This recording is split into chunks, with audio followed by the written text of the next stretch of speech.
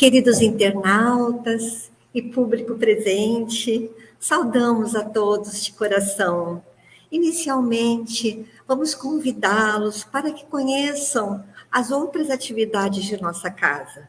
Nas terças-feiras, às 17h15, de forma presencial, nós temos o estudo do Livro dos Espíritos. Também nas terças-feiras, no modo presencial e online, nós temos as preces e radiações às 18h45. Aos domingos, às 10h da manhã, nós temos, então, na forma presencial e online, o estudo do Evangelho segundo o Espiritismo.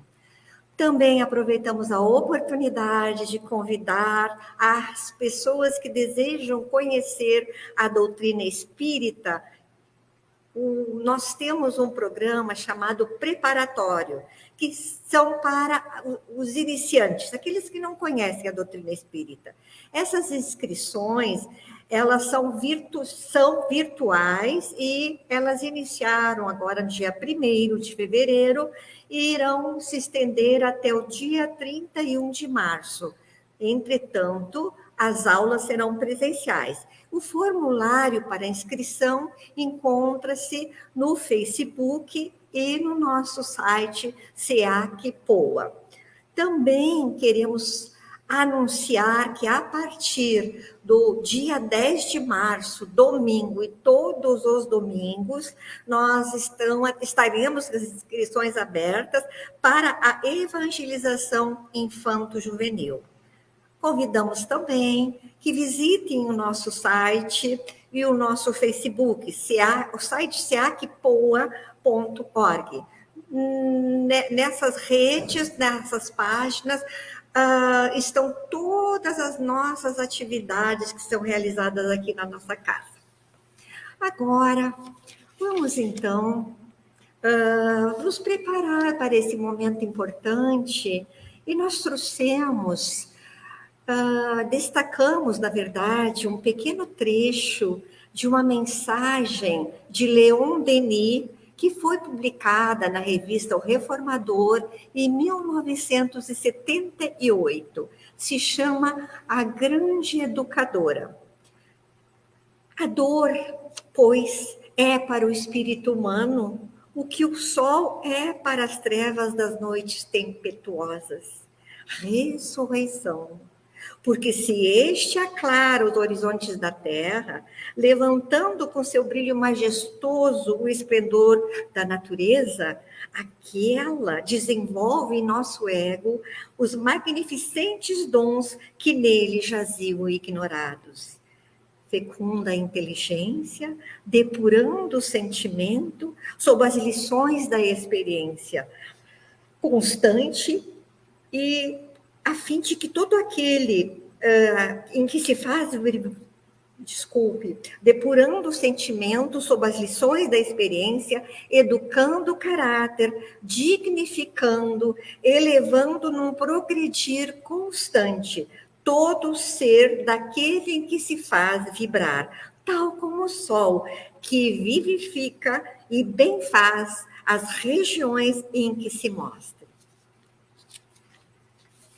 Senhor da vida, somos profundamente agradecidos por esta hora abençoada, onde aqui nos reunimos para o estudo do Evangelho, o Evangelho de Jesus. A amorosa equipe espiritual, pedimos inspiração e amparo. Que a paz e a harmonia permaneçam em nós.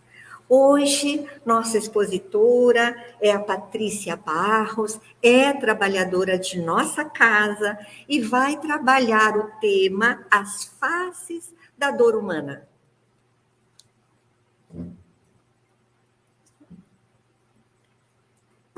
Boa tarde a todos, queridos amigos. Que as bênçãos do nosso grande amigo Jesus se façam sobre cada um de nós, nos permitindo compreender com clareza, nos permitindo acolher com amor, com humildade as lições que serão expostas neste estudo. Nós trazemos para a nossa reflexão a questão da dor humana. Essa questão é uma questão que nos acompanha, que acompanha o ser humano, que inspira questionamentos, que inspira reflexões, que inspira estudos, desde o momento em que o homem surgiu na paisagem terrestre. Essa é uma questão que ela é inerente à vida na matéria. Ela é inerente, ou seja, ela faz parte da vida neste mundo que nós somos chamados a habitar, que é o planeta Terra.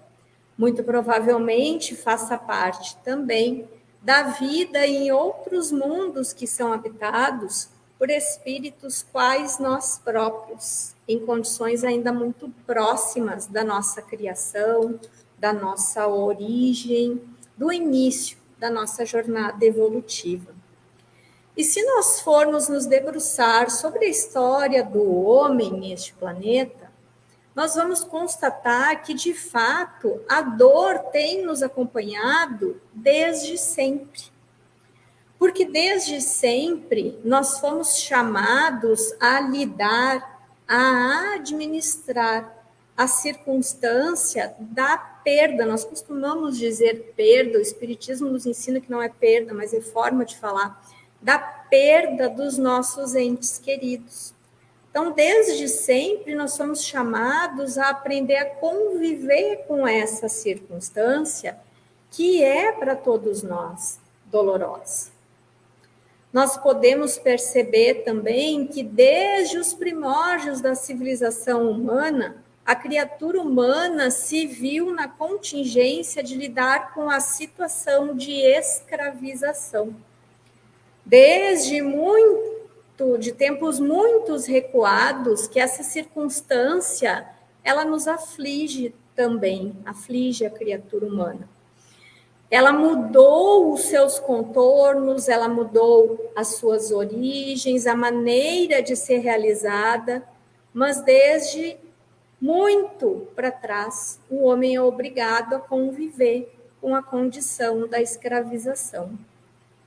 Nós também fomos chamados a conviver durante vários momentos com a questão da fome, da ausência de alimentos, da escassez dos meios de subsistência, que também geram dor. Em outros momentos, fomos chamados a conviver com o fantasma assombroso das guerras.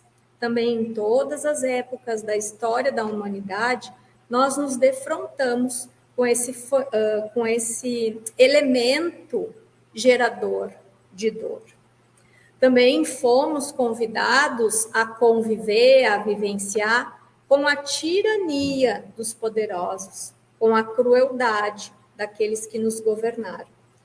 E todos esses fenômenos, por que eles são associados à dor? Porque são fenômenos que de alguma forma nos ferem, que de alguma forma nos machucam, que de alguma forma nos geram desconforto e que promovem uma desacomodação. O que é isso? De alguma forma, esses fenômenos nos tiram do lugar, da posição em que nós nos encontrávamos, nos obrigam a lidar com uma sensação que é desconfortável, nos obrigam a lidar com uma realidade que nos agride.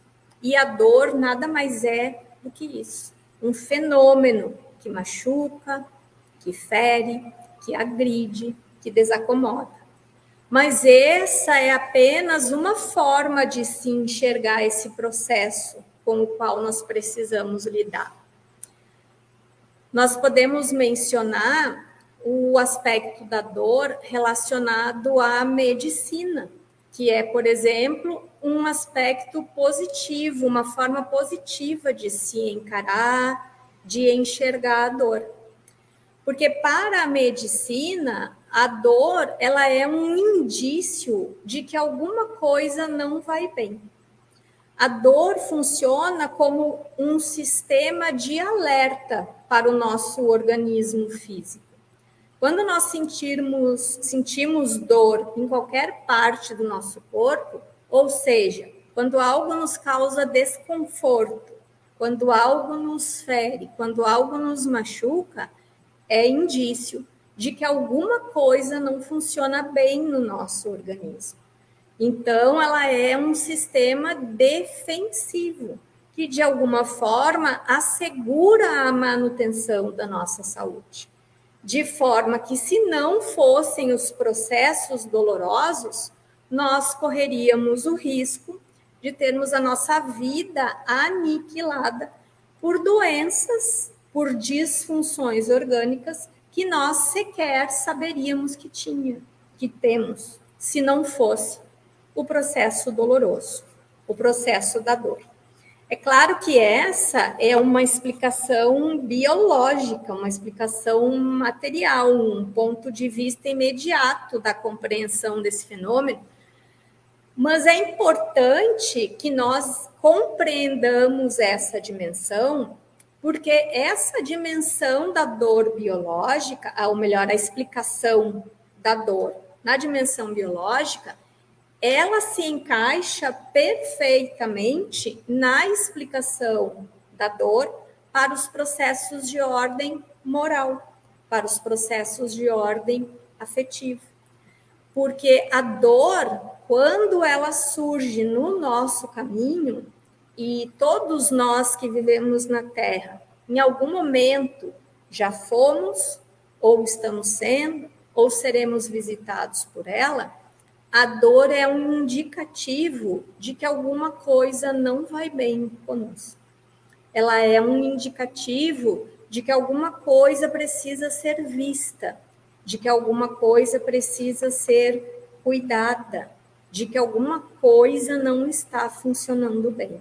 Então, nós podemos usar a perspectiva da medicina, sim, para compreender também as dores de ordem moral, emocionais. E a função da dor, a dor em si, ela, na verdade, ela é uma consequência e não uma causa. E é dessa forma que a medicina entende, e é dessa forma que nós precisamos aprender a entendê-la também, no que diz respeito ao nosso dia a dia, aos desafios, às dificuldades, às circunstâncias que nos deixam desacomodados, que fazem com que nós nos sintamos feridos, agredidos, machucados, enfim. Então, sempre foi assim. Em todos os tempos, a dor é uma consequência e não uma causa.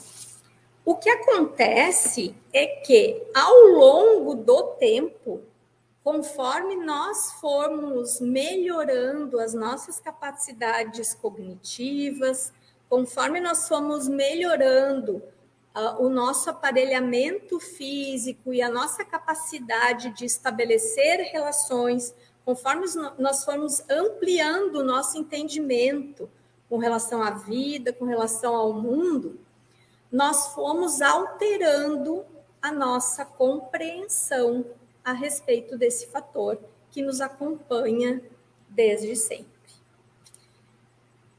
Então, nós podemos perceber ou constatar que o homem, ele vem estabelecendo, como a dor existe desde sempre, nós, homens, temos desde sempre estabelecido relações diferentes com a dor. Baseadas essas relações em diferentes princípios ou em diferentes perspectivas. Então, a primeira ou uma das primeiras relações que nós estabelecemos com a dor foi a relação científica ou a relação calcada na ciência.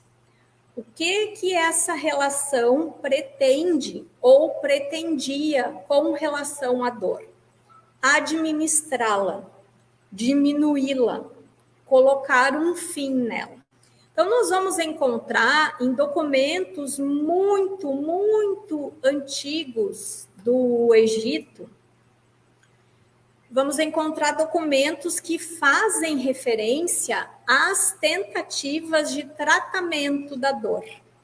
As estratégias que foram utilizadas naquela época muito remota, onde havia apenas um embrião da ciência, onde a ciência estava querendo ainda despontar, já existiam ali intenções, já existiam ali métodos, claro, muito rudimentares, porque próprios à época da qual nós estamos falando, que visavam lidar com a dor física, com a dor orgânica.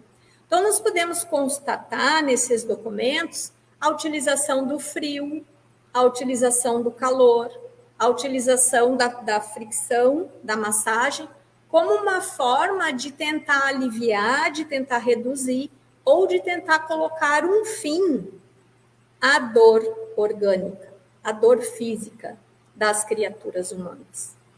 Mais ou menos nessa mesma época, na Antiguidade Clássica, então muitos séculos atrás, outra forma que se procurou de lidar com a dor foi através da filosofia. A filosofia que nos faz questionar, que nos faz pensar, que nos faz entender a origem e a causa das coisas. Então, nós vamos encontrar, por exemplo, alguns filósofos refletindo a questão da dor. O que se constitui a dor? Qual o papel da dor na vida das criaturas humanas? E nós vamos encontrar um deles em especial, que é Sêneca, que ele já falava que a dor é inerente à criatura humana. Isso quer dizer o quê? Que a dor faz parte da vida. Gostemos ou não, concordemos ou não, fiquemos felizes ou não com essa informação. Mas isso é o que a realidade nos aponta. A dor faz parte da vida. Então, nós vemos que a ciência e a filosofia, elas já se debruçavam desde muito cedo em termos de história da civilização, história da criatura humana, já se debruçavam sobre essa questão. Porque isso já nos diz alguma coisa. Porque esse processo, esse fator da vida humana, ele tem um papel extremamente importante para as criaturas. Então, por isso, a ciência, a filosofia já se debruçavam sobre essa questão. E nós vamos encontrar um terceiro elemento que foi utilizado por nós, seres humanos, na nossa relação com a dor. E aí, então, nós podemos falar a respeito da religião, que surgiu no panorama terrestre como uma forma de oferecer consolo à dor humana. Então, nós vemos que primeiro nós partimos da base, ciência, religião. Depois nós construímos uma ponte com um ser superior. Essa ideia foi mudando, foi se alterando através dos tempos.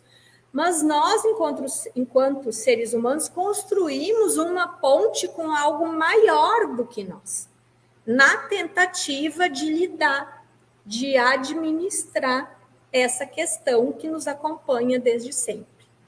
Então, nós podemos compreender que a ciência, diante da dor, ela tem ou ela exerce a função de aplacá-la ou de evitá-la em alguns casos. Então, ela surge para tratar a dor, especialmente a dor orgânica. Hoje, nos dias atuais, já se faz uso da ciência para tratar também a dor moral, que é a dor afetiva, a dor mental, enfim.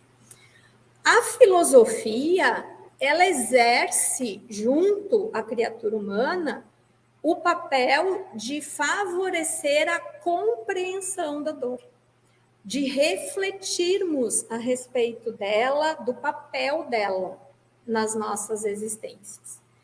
E a religião, ela exerce, ou pelo menos ela deveria exercer, a função de consolação diante da dor. E por que nós dizemos exerce ou deveria exercer? Porque a religião, ela é uma instituição humana, ela foi criada por homens, como tal, ela é conduzida por homens, e como tal, ela está sujeita a quedas, a desvios, a equívocos que são próprios à criatura humana. E se é verdade que em alguns momentos ela se constituiu de fato em fator de consolo e de conforto para a dor das criaturas humanas, também é verdade que durante 10 tristes séculos, isso significa 1000 anos, a religião se transformou em uma fonte de dor para a criatura humana. Quando os castigos, quando as penitências, quando as ameaças, ao invés de servirem a esse papel de nos consolar, mas nos infligiam dor. Também é verdade que esse processo foi freado, que esse processo foi barrado, tanto por iniciativas humanas, mas, sobretudo, por iniciativas da providência divina, desse ser com o qual nós procuramos nos conectar no intuito de obter consolo. E no século XIX, então, no século XVIII, existe esse rompimento através da iniciativa da Revolução Francesa, que teve os seus momentos não tão bons, mas que também teve de bom a libertação da religião, no sentido da religião como coercitiva, como origem, como causa de dor ao ser humano, como cerceadora dos limites da filosofia e da própria ciência. Então, há essa libertação ali a partir da Revolução Francesa. E aí nós, como criaturas humanas, vamos para o extremo oposto. Nós saímos desses 10 séculos de dominação da Igreja Católica e nós nos libertamos dessa injunção, desse controle, e como criaturas humanas não sabíamos para onde correr, não sabíamos o que fazer, e nós passamos então a enxergar a religião como algo nocivo, como algo ruim, como algo indesejável em nossas vidas. E aí nós estamos falando enquanto civilização ocidental. Acontece que o fanatismo, as imposições coercitivas religiosas foram tiradas das nossas vidas. Mas mais do que isso, foi tirado das nossas vidas o que é mais importante, o que deveria ser fundamental na religião, que é a conexão com esse ser superior, consolador, norteador, e que garante a nós, enquanto seres humanos, um propósito de vida. E então a humanidade terrestre vai para o extremo oposto, que é a refutação religiosa. E aí nós ficamos sem nenhum tipo de consolo, de conforto, porque tudo que nos restava era a filosofia e a religião. 2 séculos se passam, e no século XIX, então, a providência divina nos presenteia com o surgimento da doutrina espírita na face da Terra. E a doutrina espírita, ela surge com o objetivo de novamente promover essa amizade, vamos dizer assim, entre a ciência, entre a filosofia e entre a religião. Ela surge no panorama terrestre para promover o resgate dessa conexão entre esses fatores tão importantes para nós enquanto seres humanos. E ela vem nos oferecer uma série de conceitos novos, mas, sobretudo, ela vem nos apresentar uma nova proposta, um novo entendimento com relação ao nosso propósito. Ou seja, ela vem nos oferecer, nos ensinar conceitos, elementos que nos permitem compreender o que é que nós estamos fazendo neste mundo. Por que nós estamos aqui? Questões que a filosofia já tinha tentado resolver. Mas, enfim, isso em 1857, com a publicação da primeira edição do Livro dos Espíritos na França. Então, todo esse conhecimento é colocado à disposição da humanidade e se difunde de forma muito rápida, porque as ideias são extremamente consoladoras e elas, de certa forma, atendem a esses anseios que ficaram sem resposta quando nós rompemos com a religião lá no século XVIII. E toda a repercussão que esses ensinamentos provocam, que esses ensinamentos geram na humanidade como um todo, ele chama atenção para a doutrina espírita. E principalmente aqui no Brasil. E agora nós vamos dar um salto, então, e nós vamos trazer essas informações para o nosso país, para o país que nos recebeu nessa existência, que é o Brasil. E nós vamos mencionar uma pesquisa que foi realizada no ano de 2000. Então, o ano de 2000 é o primeiro ano do século XXI. No ano de 2000, nós temos uma organização chamada Candeia, que realizou uma pesquisa para estabelecer os 10 livros espíritas mais importantes do século XX. Então, ou seja, os 10 livros mais importantes espíritas que foram publicados entre 1900 e 1999. Então, nós vamos encontrar, é muito interessante, quem tiver interesse, procure a pesquisa realizada pela organização Candeia. Nós não vamos falar aqui como que eles realizaram a pesquisa, porque não temos tempo para isso, também não é o foco do nosso estudo, mas é muito interessante a sistemática que eles utilizaram, e eles definem, então, os 10 livros espíritas mais importantes do século XX. E nós vamos perceber que temos nessa lista 7 livros escritos por Chico Xavier, melhor, psicografados por Chico Xavier.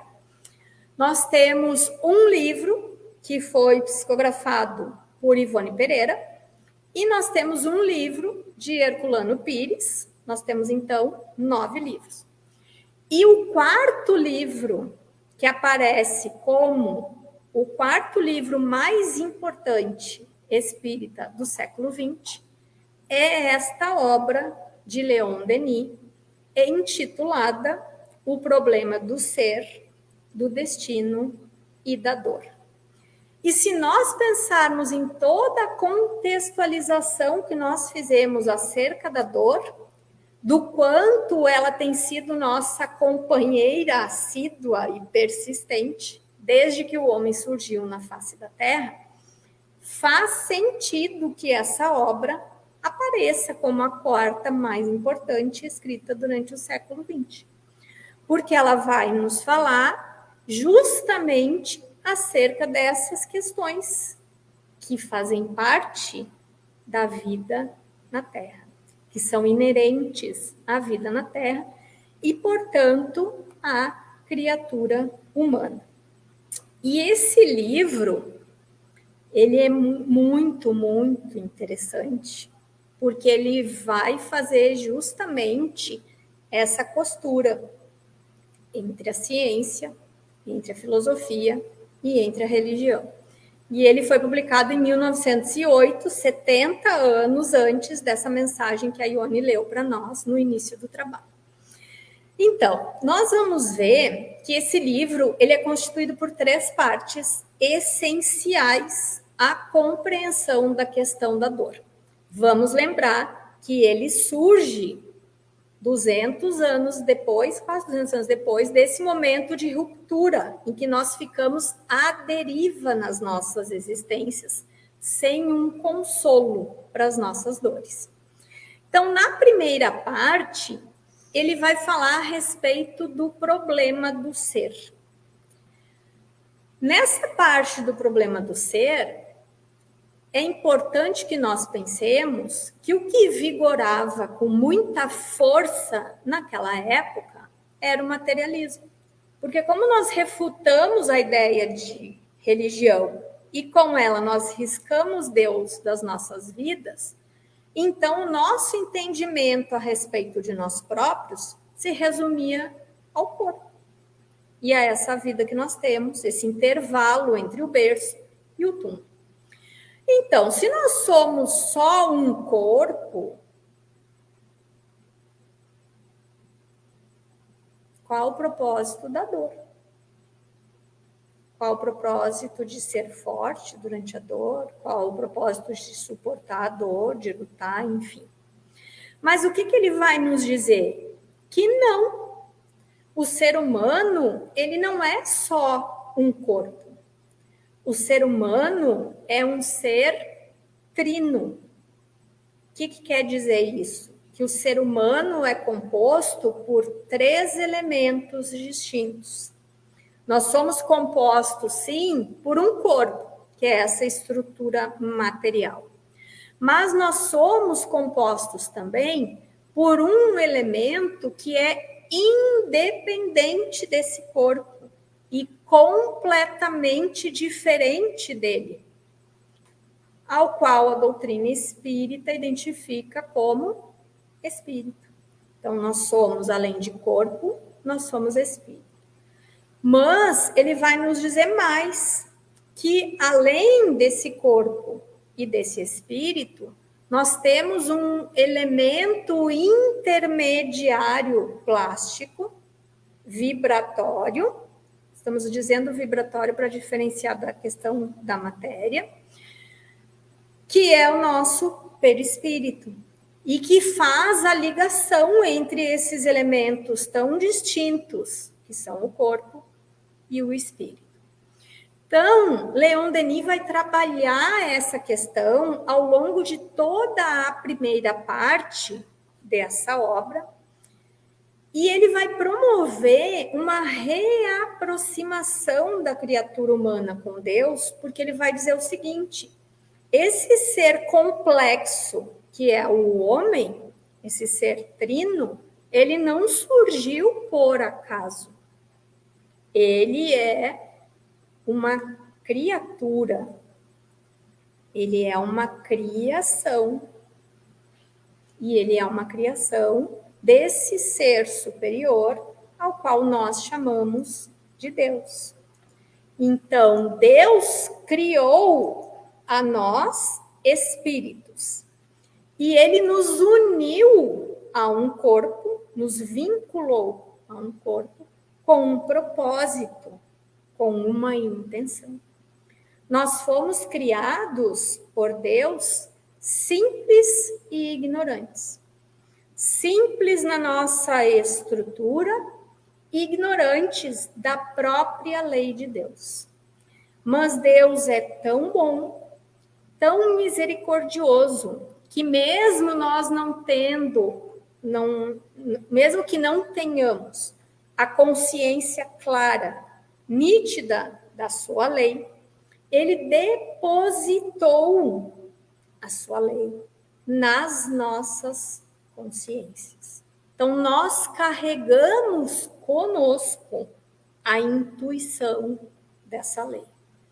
Nós carregamos conosco essa lei inscrita nas nossas consciências. E nós precisamos passar pelos processos de dor para que nós possamos despertar as nossas consciências para a realidade dessa lei e para a necessidade de alinharmos o nosso comportamento ao que essa lei prescreve. Nós sofremos quando nós nos afastamos desta lei.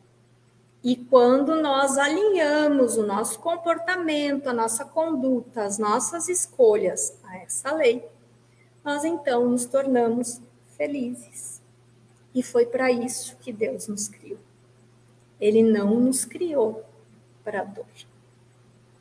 Ele não nos criou para que sejamos feridos, para que sejamos machucados. Não. Ele nos criou para que sejamos felizes. E para que sejamos felizes, basta que sigamos a sua lei. Tudo isso, Leon Denis vai nos falar nessa primeira parte do livro, O Problema do Ser. Mas ele não vai ficar por aí. Nós vamos entrar na segunda parte do livro, em que ele fala a respeito do problema do destino. E destino, não destino como nós costumamos usar essa palavra, é o destino. É no sentido de objetivo, no sentido de finalidade, no sentido de chegada. E por que ele precisa falar a respeito do destino? Por uma razão muito simples. Porque se nós somos só corpo, nós sabemos qual é o nosso destino. O corpo morre, é embalsamado, sepultado, enfim, se decompõe e ponto. Final da nossa história. Ocorre que não é isso o que acontece. Essa não é a realidade da vida. Nós fomos criados por Deus com um propósito muito maior do que esse. Então, é verdade, o nosso corpo morre, sim. Será sepultado, sim. Vai se decompor, sim. Mas o espírito, a essência imortal, que foi criado por Deus para ser feliz, essa vai continuar existindo. O que morre, o que acaba, é a estrutura orgânica. São as nossas células que compõem o nosso corpo. Mas o nosso eu, o ser que pensa, que sente, que tem vontade, que tem liberdade de escolha, esse vai continuar existindo. Vai continuar existindo para quê? Vai continuar existindo para que possa aprender a alinhar a sua conduta com o que prescreve a lei divina. Uma existência é pouco tempo para que nós consigamos alcançar esse objetivo, para que nós consigamos realizar esse trabalho. E então, Leon Denis vai tratar, na segunda parte do livro, quando ele fala no problema do destino, a respeito da reencarnação, que é essa ferramenta da justiça divina que nos dá oportunidades reiteradas de alinharmos o nosso comportamento à observância da lei. Então, a reencarnação é a volta desse ser essencial, desse ser imortal, o espírito, à vida terrena. É a doutrina das vidas sucessivas. Nós nos vinculamos a um corpo, vivemos uma existência, sofremos, aprendemos, mudamos ou não. O corpo morre, o espírito se liberta. Propícias as condições de retorno, se vincula a um novo corpo, para viver novas experiências, para fazer novas escolhas, para realizar novas mudanças no seu comportamento ou não. Esse corpo morre, se desfaz, o espírito se liberta, dadas as circunstâncias favoráveis, retorna. E assim nós vamos repetindo, revivendo experiências, vamos tendo experiências novas e vamos tendo a oportunidade de alinhar o nosso comportamento ao que prescreve a lei divina. E aí nós vamos entrar, então, na terceira parte da obra, que é quando ele fala a respeito das potências da alma ou espírito. Ou seja, que é tudo aquilo com que o Criador nos dotou para que nós tenhamos condições de alcançar o objetivo proposto. Ou seja, para que nós tenhamos condições de nos desenvolver e de conquistarmos a felicidade. Então, ele vai falar em elementos que nós já mencionamos. Ele vai falar sobre a vontade, a consciência, o livre-arbítrio, o pensamento, a transformação moral e o amor. Mas é interessante que depois que ele fala sobre tudo isso, lá no último capítulo do livro, ele vai falar a respeito da dor. Por quê? Porque ele já construiu, através do seu pensamento, das suas ideias, das comprovações que ele coloca ali no livro, ele já construiu o terreno próprio, ele já construiu um entendimento de nós próprios, da nossa destinação, de tudo aquilo com que Deus nos dotou, para que nós tenhamos de compreender os processos e a função da dor nessa caminhada, na conquista desse objetivo que todos nós perseguimos, que é a felicidade. Então, ele vai dizer que Deus permite que a dor exista para que a nossa consciência desperte para a necessidade de modificação. Aquilo que nós falávamos lá no início do conceito da medicina. A dor indica que algo está errado, algo precisa ser modificado, algo precisa ser feito. A mesma coisa na vida do espírito. Se a dor nos visita, é um indicativo de que precisamos repensar algumas coisas. E ela então, ela serve como facilitadora da nossa felicidade. Pode parecer um contrassenso, mas na verdade não é por isso, porque ela nos indica a necessidade de mudança. E Leon Denis vai nos permitir, então, compreender a dor não como um castigo, mas como uma oportunidade de rever os nossos caminhos, uma oportunidade de modificar o nosso comportamento, uma oportunidade de fazer novas escolhas. Então, essa obra, ela promove uma reaproximação da criatura humana com Deus. Ela nos situa no mundo, nos diz quem somos. E ela nos aponta um caminho quando ela fala a respeito da nossa destinação. E ela nos permite compreender também qual é a função da dor nessa história toda. Então, tendo em consideração que somos espíritos imortais, que fomos criados para nos aperfeiçoarmos, para conquistar a perfeição, que isso consiste no alinhamento com a lei divina, que nós vamos fazendo escolhas e aí nós vamos nos distanciando dessa lei, ele vai nos colocar como primeiro tipo de dor a prova, a dor provacional. E aí ele vai nos dizer que essa dor, ela tem a função de desenvolver em nós a compreensão do certo e do errado.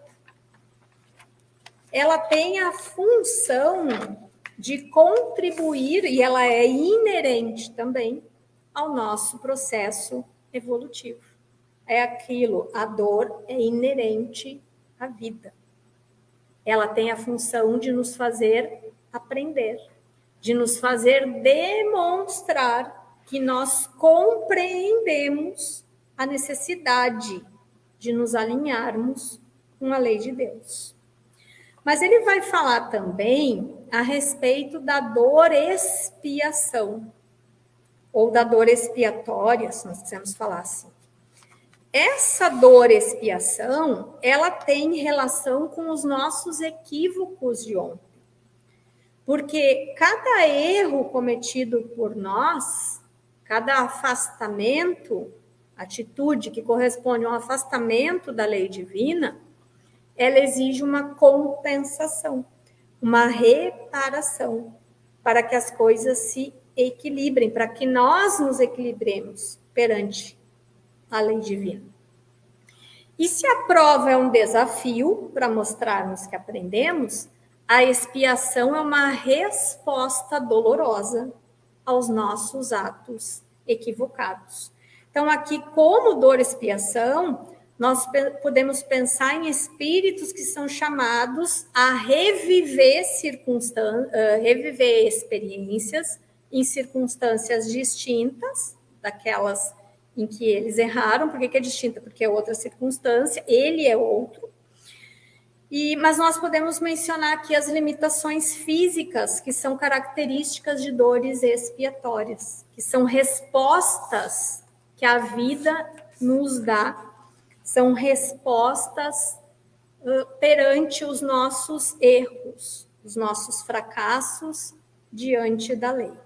Então, se impõe como resposta esse tipo de dor, essa dor expiatória, que tem um contexto educativo, e a função principal dela é que nós sintamos a dor que nós infligimos ao outro. E por que é necessário passar por esse processo? Nós podemos citar Nietzsche, o filósofo francês, quando ele nos diz que é necessário que a dor doa tanto, a tal ponto de que não precise mais doer. O que isso significa? É necessário que nós compreendamos a mensagem da dor, o quanto é ruim, o quanto é desconfortável passar por essa circunstância, para que nós não mais inflijamos essa dor no outro. Então, é um contexto educativo também. E, por fim, ele vai falar na dormição. Nesses casos, as dores vivenciadas pelas criaturas, que podemos ser qualquer um de nós, ela tem por finalidade servir de exemplo às outras criaturas. Um grande exemplo que nós podemos mencionar aqui dos grandes missionários, desses espíritos que realmente têm uma função importante junto à humanidade, que se constitui em um legado. Nós podemos pensar em Gandhi, por exemplo, na sua proposta de não violência, como as dores que ele viveu como sendo dores-missão, ou seja, ele não precisava provar nada perante a lei, ele não precisava resgatar nada perante a lei, mas a postura dele, o comportamento dele, serviram para ensinar aqueles que entraram em contato com a história dele. Então, é importante dizer que nós podemos viver os três ao mesmo tempo, numa única existência. Nós possamos passar por dores provacionais, que tem a função de nos testar, que é o que uma prova faz. Nós podemos passar por dores expiatórias, que são limitações orgânicas, como uma resposta aos nossos desmandos com relação à lei divina. E nós podemos passar, assim, também por dores-missão, claro, com repercussão muito menor do que os grandes missionários, mas nem por isso deixa de ser missão. Quando nós servimos de exemplo para os nossos familiares ou para os nossos amigos, ou para as pessoas com as quais nos convivemos, através da forma como nós enfrentamos os nossos processos dolorosos. Mas mais do que isso, é importante que falemos a respeito da natureza da dor, ou seja, como que essa dor se constitui. Ela pode ser causada pelo outro na nossa vida de relação, e aí aqui nós vamos citar um outro filósofo, que é Jean-Paul Sartre, que ele diz que mais importante do que fizeram conosco é aquilo que nós fazemos com o que os outros fizeram conosco. Ou seja, quais são as estratégias que nós vamos usar para lidar com essa dor causada pelo outro. E essa dor causada pelo outro pode ser em termos de atitudes, de ações do outro com relação a nós, ou de ausências dessas ações com relação a nós. Mas ela se estabelece na relação com o outro. E nós, como nós estamos ainda caminhando em direção ao nosso objetivo, nós costumamos nos utilizar de estratégias equivocadas para lidar com essa dor. Então, nós fazemos uso do ressentimento, nós fazemos uso do ódio, nós fazemos uso, não raro, do desejo de vingança, nós nos indignamos, nós nos revoltamos. Todas essas são posturas que contrariam aquilo que a lei de Deus prescreve. Então, cada vez que nós respondemos desta forma à dor que nos é infligida pelo outro, nós estamos de novo incorrendo em faltas perante a lei. Ou seja, nós estamos gerando mais perspectivas de dor para nós. Por isso que nós temos tanta dificuldade de sair desse círculo vicioso. Por isso a importância de, frente à dor causada pelo outro, nós aprendermos a responder com o perdão, a nos utilizarmos da estratégia da tolerância, do perdão, da paciência. Mas não é só esse tipo de dor que existe. Existe a dor causada por nós próprios. Nesse caso, o que nos fere, o que nos machuca, não é o outro, é a nossa relação conosco mesmo. É aquela criatura que vive no passado, que não consegue abrir espaço para o novo, que não consegue compreender e perdoar a si próprio. E nesse caso, nós podemos citar Emmanuel, quando ele nos diz o seguinte, que o motorista que dirige o tempo todo olhando pelo retrovisor, o que acontece com ele? Ele vai bater. Ou seja, ele vai encontrar dor, ele vai encontrar desconforto, ele vai se machucar. O passado, assim como o retrovisor do carro, serve para olhadas rápidas, serve para que nós possamos nos situar, serve para que nós possamos tomar decisões, mas ele não deve orientar o nosso trajeto. Ele serve como uma referência. Então, nesse aspecto, é importantíssimo o auto-perdão. E nós nos reconhecermos como seres em evolução. De novo, nós somos espíritos imortais. Deus nos criou para a felicidade. Nos dá oportunidades de aprendizado, de crescimento, de renovação, de novas escolhas. Por que nós negamos isso a nós mesmos? Então, o auto-perdão. E existem aquelas dores que não têm causa identificada, no sentido de que não podemos atribuir a relação com o outro, não podemos atribuir a relação com nós próprios, mas elas existem. Por exemplo, doenças que nos afligem, mesmo que nós tenhamos tomado todas as medidas possíveis de precaução. Acontece? Sim. Eventos naturais, por exemplo, inundações, terremotos, temporais. Mais recentemente, nós, na cidade de Porto Alegre, sofremos com esse evento. Não tem a ver com o outro, não tem a ver comigo. Aconteceu.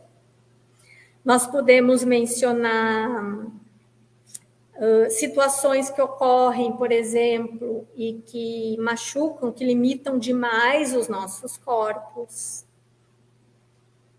Por exemplo, a pessoa fica cega em meio à existência, ou precisa amputar um braço, ou uma mão, enfim. São dores que nos chegam para as quais, em princípio, não existe uma explicação, porque não é o outro que me inflige, não sou eu que me inflige, vem da vida, são inerentes à vida. Então, essas dores, cuja causa nós não encontramos nessas duas primeiras opções, ou que nós não encontramos nessa existência que nós estamos vivendo, se a causa não se encontra no presente, essa causa se encontra forçosamente no passado, nas nossas existências anteriores. Vamos lembrar de novo a questão do ciclo das encarnações, da reencarnação. Nós renascemos na Terra quantas vezes forem necessárias ao nosso aprendizado, à nossa aproximação à lei de Deus. Se hoje nós sofremos e nós não conseguimos identificar a causa dessa dor na nossa conduta de hoje, nem com o outro, nem conosco, é porque a causa dessas dores, ela se encontra nas nossas existências anteriores, em atitudes que nós tomamos ou deixamos de tomar, que contrariam a lei de Deus. E nesse sentido,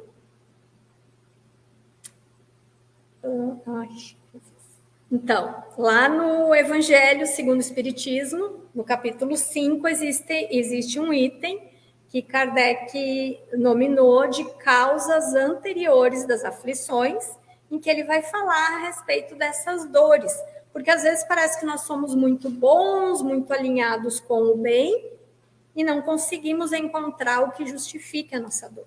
Quando isso acontece, é porque essa dor está no nosso passado. E essas três dores, causada pelo outro, causada por si próprio e causa não identificada, não podem também, além de uma resposta da lei divina ao nosso comportamento e às nossas escolhas, se constituírem em uma prova, ou seja, em um teste, para que nós possamos demonstrar inúmeras virtudes: coragem, tolerância, paciência, a própria fé. E aí aqui nós entramos na questão da dor e do sofrimento. Será que são a mesma coisa, dor e sofrimento? E aí nós podemos entender o sofrimento como sendo a forma como nós lidamos com essas dores. Então, o sofrimento, ele é aquilo que nós fazemos com a dor que chega até nós. A nossa resposta, como nós administramos essas situações dolorosas. Ai, gente, falta 3 minutos. Então, nós vamos ver o seguinte, que a dor, ela é inevitável, nós já vimos, ela é inerente à vida. Mas o sofrimento é opcional. E aí aqui nós podemos mencionar Buda, quando ele nos fala a respeito do sofrimento do sofrimento. E vai dizer que existem 3 tipos de sofrimento, que um deles é o sofrimento do sofrimento. O que é o sofrimento do sofrimento? É quando nós sofremos porque nós estamos sentindo dor. Ah, não pode sofrer quando sente dor? Pode. O que não pode é estacionar. Não pode não. O que não deve é estacionarmos nessa situação. É não nos vitimizarmos, não nos sentirmos os pobres coitados, as piores criaturas da terra, os injustiçados, os esquecidos por Deus, porque a dor chega até nós. E nós vamos ver que dor não necessariamente significa sofrimento e infelicidade. Nós temos no livro Paulo e Estevão o exemplo de Paulo, que foi perseguido, humilhado, torturado, não se sentia infeliz, desesperado, não se entregou ao sofrimento. Nós temos no livro 50 anos depois o exemplo de Célia. Puxa vida, que aquela menina sim foi atingida pela dor. Inúmeras circunstâncias. Em momento algum ela se desesperou. Em algum momento algum ela estacionou no sofrimento. E por fim, o exemplo que é o nosso preferido, que na nossa opinião é o mais forte de todos, que é a história de Alcione, relatada no livro Renúncia. É o mesmo espírito Célia, para quem tiver interesse de ler. Ela aparece como Célia nos 50 anos depois, e depois ela ressurge como Alcione, em Renúncia, num exemplo de dor, missão. E aí, então, o que acontece? Nós costumamos transformar os nossos sofrimentos em verdadeiras tragédias. Então, tragédias físicas. Porque o meu corpo é feio, porque eu não gosto do meu corpo, porque eu estou envelhecendo. Tragédias afetivas. Porque ninguém gosta de mim, porque eu não presto mesmo, porque ninguém se interessa por mim. Tragédias sociais. É porque eu não me encaixo nesse mundo, porque eu não fui feito para esse mundo, porque eu não aguento esse mundo. Tragédias econômicas. Eu sou pobre, eu queria ter poder, eu sou uma pessoa anônima. Nós transformamos dores provacionais, oportunidades de crescimento e aprendizado em tragédias pessoais. Então, nós aumentamos a nossa própria dor. Joana de Ângeles vai nos falar a respeito dos pontos de equilíbrio no livro Vida, Desafios e Soluções. Vou deixar aqui a recomendação, então, não vai dar tempo de falar sobre cada um deles, mas é fugir do amargor, manter contato com a natureza, cuidar-se e exercitar a compaixão, que é diferente de empatia.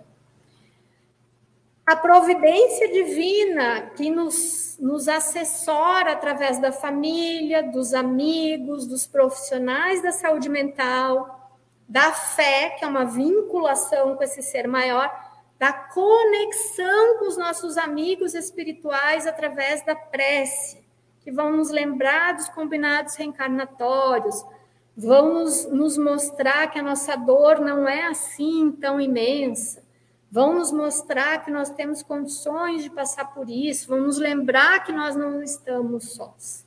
E, por fim, a dor é uma lei de equilíbrio e educação, isso aqui é Leon Denis, é um agente de desenvolvimento, condição de progresso, e ele vai nos dizer, suprimir, quer dizer, tirai a dor. E suprimireis, tirareis, ao mesmo tempo, o que é mais digno de admiração neste mundo, que é a coragem de suportá-lo. Se isso tudo não for o bastante para nos consolarmos diante da dor, fica a dica do Evangelho segundo o Espiritismo, capítulo 5, Bem-aventurados os aflitos, que nos ajuda a compreender essa questão sob a perspectiva da doutrina espírita e dos ensinamentos de Jesus. Que Ele nos abençoe.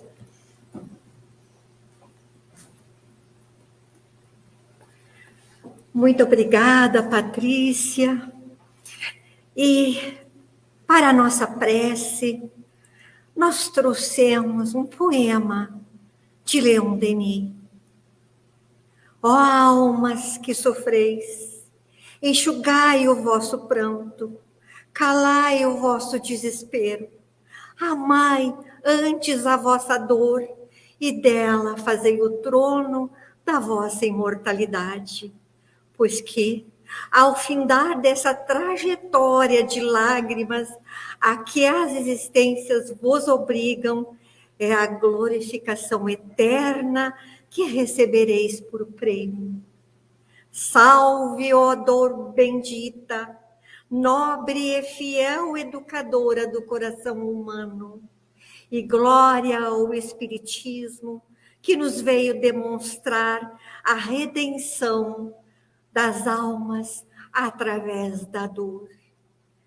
Profundamente agradecidos por esta hora em que, tocados em nosso coração, recebemos tão importante aprendizado. E encerramos o nosso encontro pedindo, Senhor Jesus, que derrame sobre nós e sobre toda a humanidade as tuas bênçãos de amor e paz. Agradecemos a simpatia, o carinho de todos e até a próxima sexta-feira.